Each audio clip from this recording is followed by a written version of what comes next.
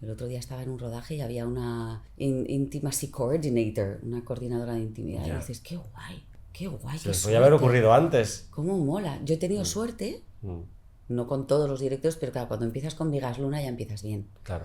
Porque Eso lo contáis todos los actores de Vigas Luna. yo las decía siempre, es actrices. como si vas a beber cerveza, vete a Alemania. Leonor Watling, una de las protagonistas de Chinas, la peli de Arantxa Echevarría, que se estrenó anoche en el Festival de Donosti, que me imagino que fue un estreno muy emocionante, ¿no? Sí, fue muy bonito.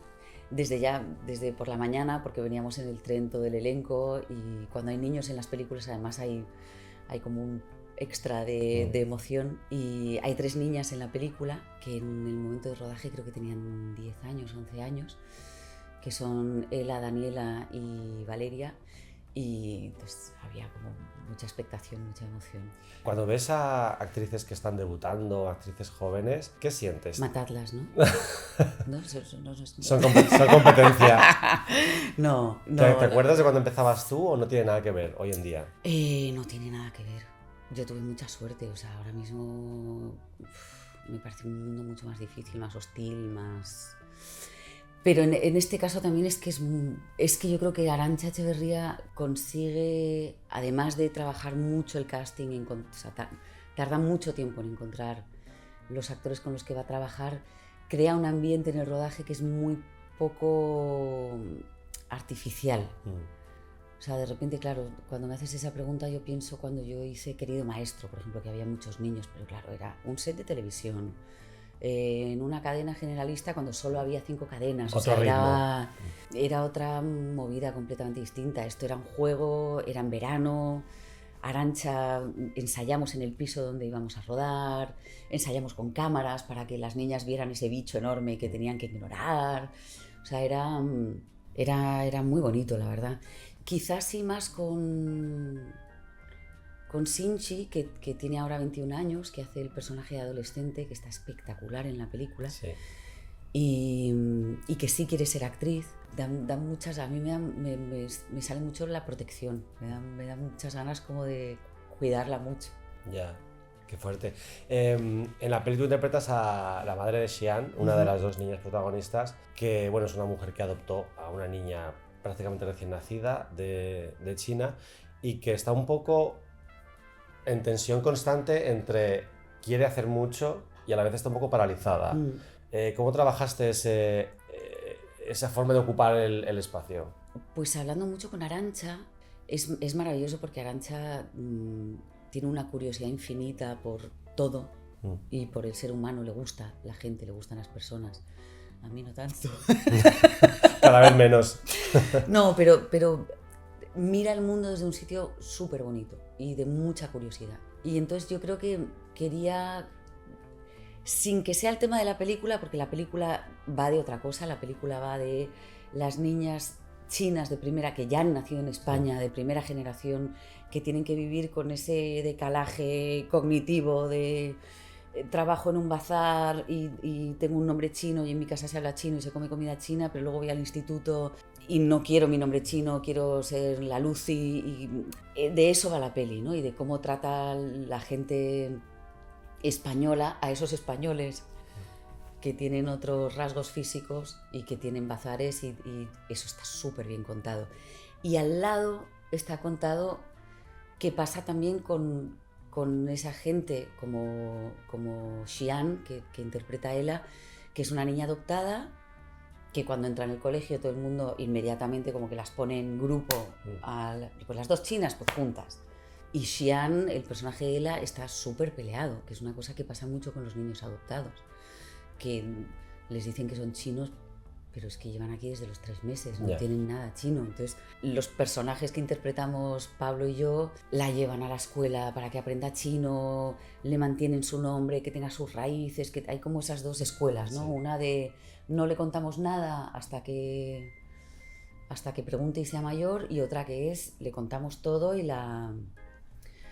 y además los personajes de Pablo y de Sol, que es mi personaje, no saben dónde están muy incómodos, ¿no? Incluso entre ellos.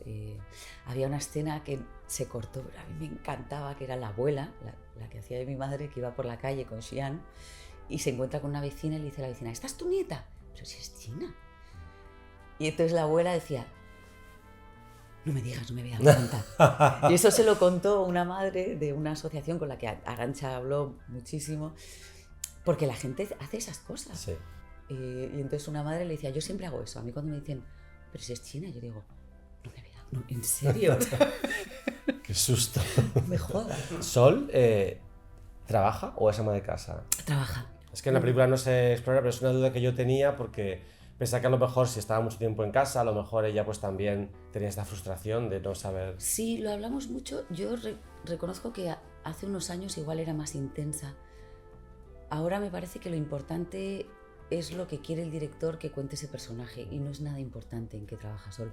Hablamos un poco Arantxa y yo, sobre todo para ver cómo vestía. Yeah. Entonces decidimos que era como...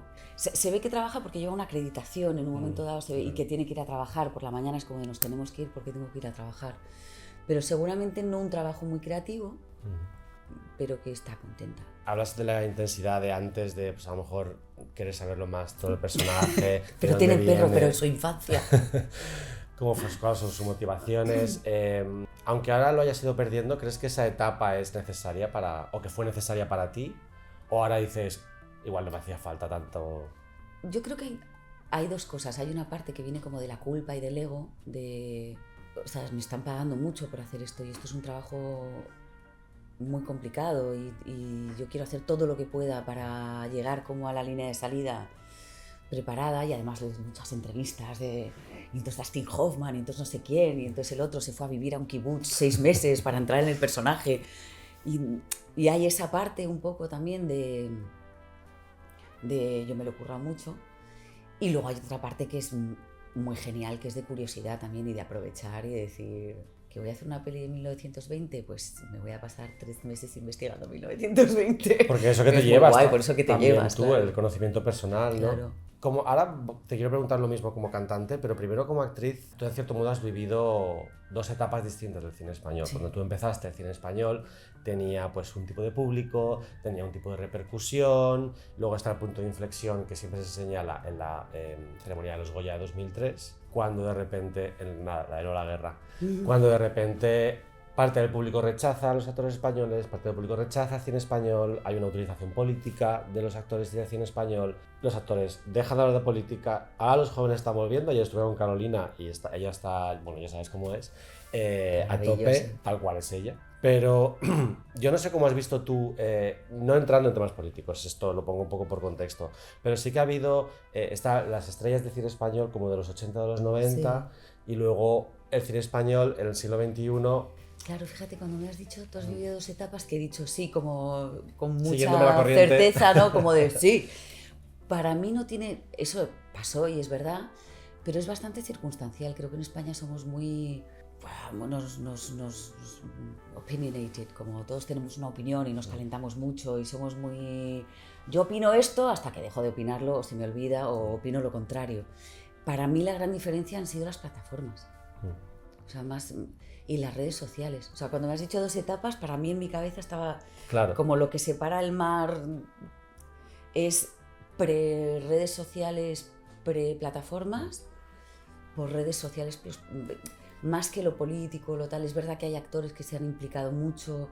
También hubo, bueno, en esa gala también la dirigía Animalario, que es una compañía de teatro con unos actores increíbles que todos han seguido haciendo cine, pero que venían también de una tradición de teatro del Joglars, de un teatro muy implicado políticamente.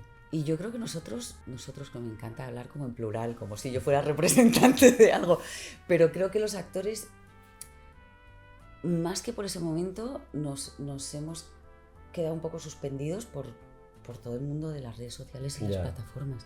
Es súper desconcertante. ¿Y cómo era antes? O sea, ¿qué consistía ser actriz antes de...? Era mucho más fácil.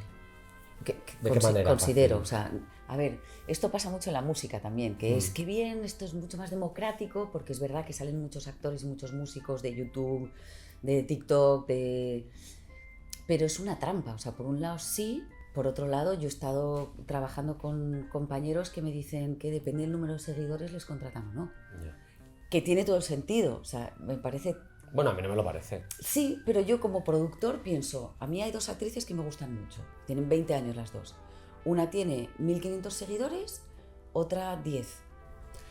La teoría está ahí, pero no quiero dar nombres, pero las 2 actrices que más seguidores tienen en Instagram no han funcionado. No repercute en la taquilla, o sea, pero eso en pasa absoluto. con los músicos también, Pero pero en dices, yo soy absoluto. promotor, ¿a qué músico traigo?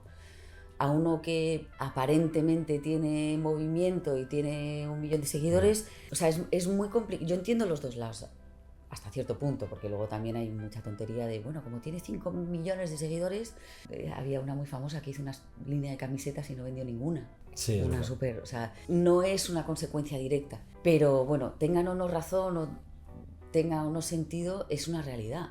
Y es una realidad durísima. Y entonces, claro, yo como actriz, por ejemplo, yo estaba en mis petardeces y en mis movidas de me voy al Museo del Prado a ver los cuadros de esa época y no se lo contaba a nadie, estaban viendo los cuadros. Ahora si haces eso tienes que contarlo, tienes que hacer una story, tienes que poner contenido todo el rato, O es igual una te hacen- palabra que odio. O igual te hacen a ti una story en el Museo del Prado. O te hacen una story, o sea, hay tanto extracurricular que de repente tiene más peso que lo que tú deberías estar haciendo, que es Sí. lo tuyo. Es que además tú eres una actriz que cuando empezaste encadenaste varias películas con mucha repercusión y eras una actriz con mucho misterio. Menos mal, o sea, imagínate que hubiera tenido redes sociales. O sea, Con esa edad además. ¡ostras! Y el misterio que a lo mejor podías tener tú, que podía tener a Joan Imri, de repente como que despertaba una atracción en el público, una fascinación entre el público que igual ahora es más difícil de mantener, ¿no? Si estás pues en un bar con Instagram, ¿no? Porque la gente te ve más como una, O como porque una amiga también, cercana. claro, porque también ellos, o sea, yo con 20 años hubiera empezado, todo lo que escribía en los cuadernos lo hubiera empezado a publicar, imagínate. Y ahí seguiría Y todavía. ahí hoy. seguiría, o sea, y esas fotos que me hacía yo con mi Nikon al espejo, que yo encontraba alguna y digo, hostia, Bueno, eran fotos de Moderna. o sea, menos mal que no tenía redes sociales. Me parece una putada, la verdad. En aquella época, ¿cómo viviste tú de repente ser... Odio esta expresión, pero creo que ha pasado suficiente tiempo para decir Para que eras reírnos de... la actriz de moda. Pues era... Porque siempre hay una en España, una actriz de Sí. moda. Y a ti te tocó 3-4 años. Tampoco estallé del todo, es muy curioso. O sea, siempre he estado como a punto de hervir. Hice la película de Almodóvar, que es creo que lo más a lo que profesionalmente puede hacer un actor en España. Me dieron un premio de la Unión de Actores por la película de Isabel Coixet. O sea, todo eso pasó como en un año. Pero ni yo sabía muy bien jugar el juego de voy a hacer todas las portadas, ni era el tipo de persona que funciona en las portadas. O sea que no lo sé. Pero me quedé ahí mucho tiempo. Me quedé como en joven promesa. La actriz, o sea, yo estaba haciendo Mericondo el otro día en mi casa intentando ordenar y tengo como varias portadas de varios años de el año de Leonor. Ahora sí que ahora sí. sí. Es como, ahora sí. que yo creo que es, o sea, ahora lo pienso y digo, joder, qué suerte. Porque es como una cosa constante. Sí, pero al final eres muy conocida por las películas que has hecho, por tu carrera musical, sin ser una persona de la que la gente sepa demasiado de su vida personal o de su forma de ser. Sí es verdad que por acumulación, aunque sea, o por haber estado en esas portadas, la gente siempre se ha quedado con la idea de Leonor Watling sigue siendo una persona muy conocida, aunque hagas cosas más minoritarias. Es verdad, no, ahora que lo dices, sí que hubo un tiempo que yo estaba muy como que la metáfora que se me ocurre es como cuando eres adolescente, que te ves mucho desde fuera, que estás todo el rato pensando que todo el mundo te mira. Sí. Eso sí me pasó en ese momento. ¿Y me te sentía gustaba? súper observada, no.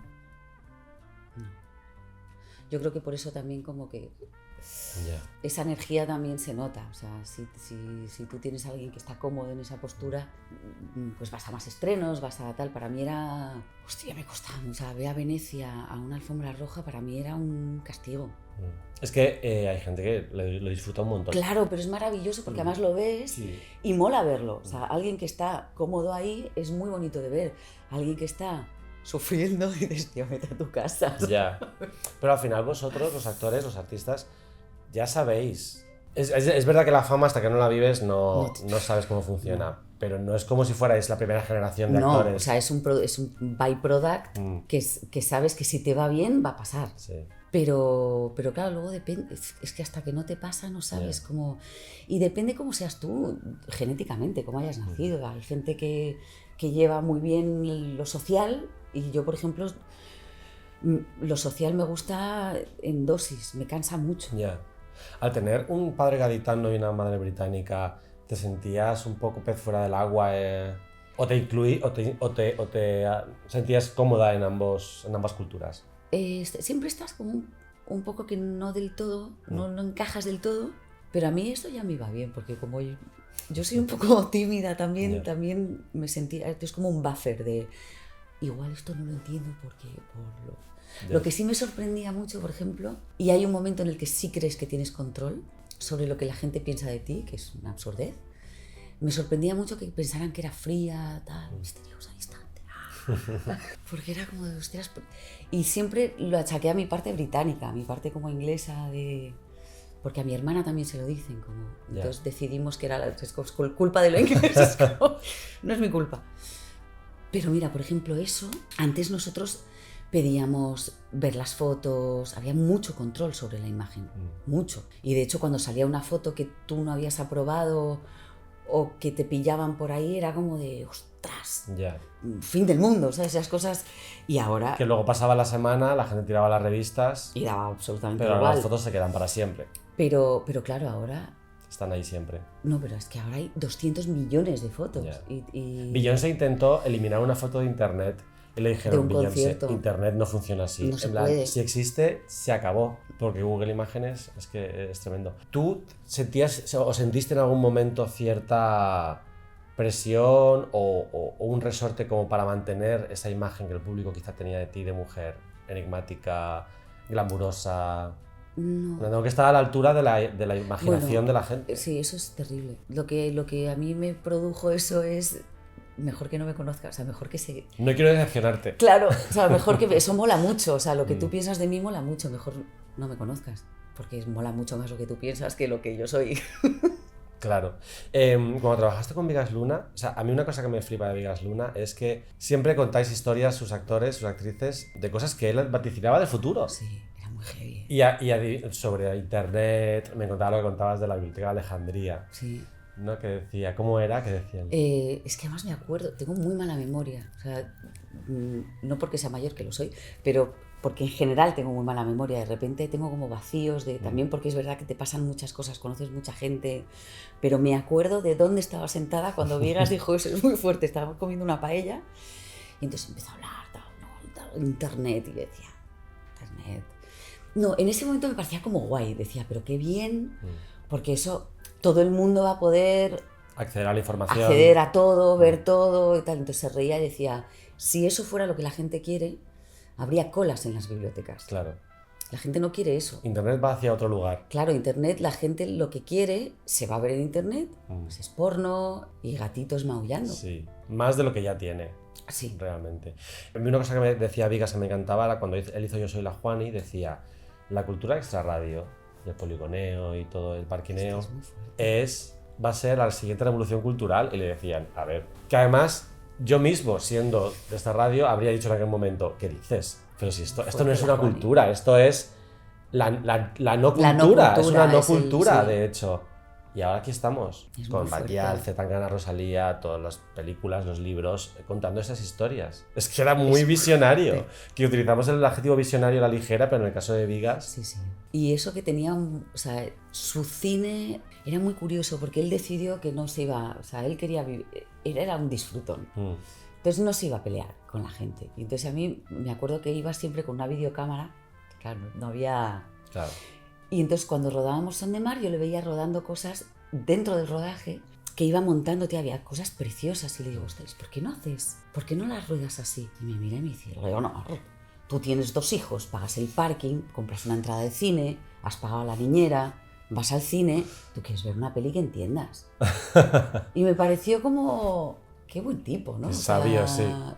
Y luego él dice, yo hago ya mis películas y mis cosas. Entonces yo creo que era mucho más visionario si hubiera tenido un punto más de que sus pelis raras hubieran hecho dinero. Seguramente hubiéramos visto cosas más visionarias todavía. Yo hace poco ya hablé con ella, porque la veo constantemente, Y siempre tengo una duda. Cuando estabas en coma, ¿Almodóvar te dirigía mucho? Sí. Lo sabía. Digo, es que yo siempre que la veo, digo, es que estoy seguro que le ponía la postura, el ángulo de la barbilla. Y me contaba, me decía lo que pensaba Alicia. En coma. ¿En serio? Qué fuerte. ¿Y qué tipo de cosas? Pues una, por ejemplo, era como, estás en el campo caminando, es otoño, pisas hojas, o sea, me iba contando lo que pensaba Alicia. Qué guay. Leí una entrevista hace poco que comentabas que de hace un poco tiempo a esta parte sientes que como actriz estás jugando otra baraja, que tienes otra baraja distinta para jugar y que te recuerda un poco a un punto de inflexión como puede ser el paso a la madurez, de la adolescencia a la vida adulta. Sí, más que como actriz, lo dije un poco como persona. ¿Ah, sí? Sí. ¿Pero en qué sentido? Como tía, pues que de repente, yo me acuerdo, mi madre me lo decía y yo pensaba, que mi madre me decía, yo por las mañanas me despierto y cuando veo digo, ¿quién es esa señora mayor? Yeah. Porque tú por dentro sigues siendo igual y me pasa de repente que veo un vestido y digo, ostras, cómo mola. Y digo, Leonor, céntrate, que tienes 48 años. Es un vestido que te quedaba guay con 25. Pero por otra parte, ¿por qué no te vas a comprar ese vestido si te gusta? No, es guay, pero claro, te lo pones, te ves y dices, no. Créeme, no. Y está bien, mola, o sea, no pasa nada, no... Lo que pasa es que es otra baraja y entonces de repente hay recursos como actriz y como mujer que usaba, igual es por mi momento vital, que mi hija también está pasando de ser niña a ser adolescente, entonces yo estoy en ese momento también, de que hay cosas que como niña le funcionan guay, pero con cierto tamaño dices, no, ya no cuelas. Y pasa lo mismo en esta edad, ¿sabes? Que hay cosas que dices, no estás tan buena. Qué fuerte. No, o sea, no te puedes hacer la ingenua tanto. Ya con la edad que tienes se te nota en la cara que no eres tonta. No eres una lolita. Claro, a eso me refiero. Es curioso porque también, en cierto modo, tú has vivido una transición. Tú eres una generación muy de transición, Sí. yo creo, por Sí, nos ha tocado. el tema del cine, musicalmente también. Tú empezaste vendiendo. Yo tengo CDs tuyos. Gracias. Todavía. De nada por los royalties, porque ahí se cobraba todavía buenos royalties. Sí. Pasaste a iTunes, ahora estamos en las plataformas de streaming. Y también, en cierto sentido, como mujer, a ti te educaron para vivir en un mundo que ahora, en cierto modo, no existe. Para bien. Es decir, tú empezaste a trabajar en un mundo que todavía era muy machista, en el que no se hablaba de feminismo, que el feminismo estaba, ¿tú te acuerdas? En los 90, era una palabra completamente denostada. Y sin embargo, ahora, siendo todavía joven, es decir, teniendo mucha vida por delante, mucha carrera, Gracias. Ahora tienes otro... No, pero quiero decir que no es que estés en el final de tu carrera, obviamente. Ahora de repente te encuentras en otra industria, en otra etapa, ¿no? Entonces, con la constante transición que te ha tocado vivir. Claro, yo creo que para nosotros es muy heavy todo el cambio que está habiendo. El otro día vi una entrevista en YouTube, que es la Biblioteca de Alejandría, que si tienes un día aburrido puedes ver cosas flipantes, a una señora que había nacido en 1890. Madre mía. Y le estaban haciendo una entrevista en 1900, era muy mayor ya, 1950. Pero tú imagínate el cambio de esa señora, claro, que nació en la época victoriana y estaban dos guerras. Minifaldas, dos guerras mundiales. Digo, bueno, tampoco nos ha cambiado tanto el mundo. Es verdad, visto así. O sea, ha habido cambios más heavies. Pero sí que yo creo que vamos a mejor, es muy guay. El otro día estaba en un rodaje y había una Intimacy Coordinator, una coordinadora de intimidad. Y dices, qué guay, qué guay. Se les podía haber ocurrido antes. Cómo mola. Yo he tenido suerte, no con todos los directores, pero claro, cuando empiezas con Vigas Luna ya empiezas bien. Claro. Porque Eso lo contáis todos los actores de Vigas Luna. Yo decía siempre, es como si vas a beber cerveza, vete a Alemania. O sea, y Vigas era un Intimacy Coordinator. Claro. Él. Era, ¿con qué estás cómoda? ¿Con qué no estás cómoda? Claro. Vamos a ponernos aquí, vamos a hacer esto. Es súper curioso porque eso siempre, Penélope, Paz, siempre lo han contado todas, que a priori tú ves las películas de Vigas Luna, que son muy guarronas, y te puedes imaginar que a lo mejor, no, todo lo contrario. Claro, guarronas, o sea, son súper eróticas, pero tú ahora pones HBO y las pelis de Vigas Luna son súper ingenuas, comparado con lo que hay en los Bridgerton. Ya. Pero sí, pero era un coordinador de intimidad. O sea, él... Y entonces ya eso lo llevas. Yo ya llevaba esa mochila de, hay una escena de cama, mira, yo sé cómo... Claro. Vamos a hablar de esto. Tú ponte aquí, ¿no? No, pero vamos a hablar de esto, porque además como da mucha vergüenza, hay muchos directores que eran como de... Bueno, y entonces, nada, os metéis en la cama y ya. Entonces dependía con qué actor estuvieras, o sea, Pero yo tenía suerte, eso, tenía suerte porque aprendí de vigas. Hablábamos antes de tu momento de explosión, de popularidad y de tener mucho curro y curro muy guay, Sí. Pero también has tenido parones de trabajo. ¿Cómo has vivido eso? Fatal. ¿Y se vive mejor? ¿Te acostumbras No. con los años? No, de hecho, te diré que me pasó después de hacer... Porque también yo he decidido parar, ¿eh? O sea, también... Igual que hablábamos antes de que todo el mundo ha cambiado, yo también era machista. Yo no es que fuera súper lista y dijera qué machistas son estos hombres. Estábamos todos en lo mismo y estamos todos en lo mismo ahora, aprendiendo y cambiando. Y me pasó que después de estar como mucho con Marlango y mucho en mi casa... Y bueno, y también que bajó el nivel de ofertas, de repente ¡buah! Pillé el audiolibro de Harry Potter, La Templanza de Amazon, Nasdrovia, pum, pum, estuve como 3 años, pin, pin, pin, pin, pin, pin, pin, y de repente ¡buah! Otro Otra vez. parón. Y digo, bueno, pasa nada, Leonor, ya esto es así, esta es la profesión, esto pasa, una mierda. y encima diciendo, ojo, pero esto ya te lo sabes, no puede ser que me dé tanto en la línea de flotación como cuando tenía 26 años, tío, no puede ser, tengo que haber aprendido algo. Pues no, lo siento. No, pero está bien también, no necesariamente aprender todo el rato, porque nos presionamos a nosotros mismos en plan de, ahora soy más maduro, tengo que aprender. No. No. Y hay gente que tiene 60 años que discute con su novio y... Como tiene que ser. Como cuando tienes 15. Claro. O sea, que no pasa nada. Oye, qué gusto hablar contigo. Leonor. Igualmente. Oye, muchas gracias, Leonor. A ti. Un gusto.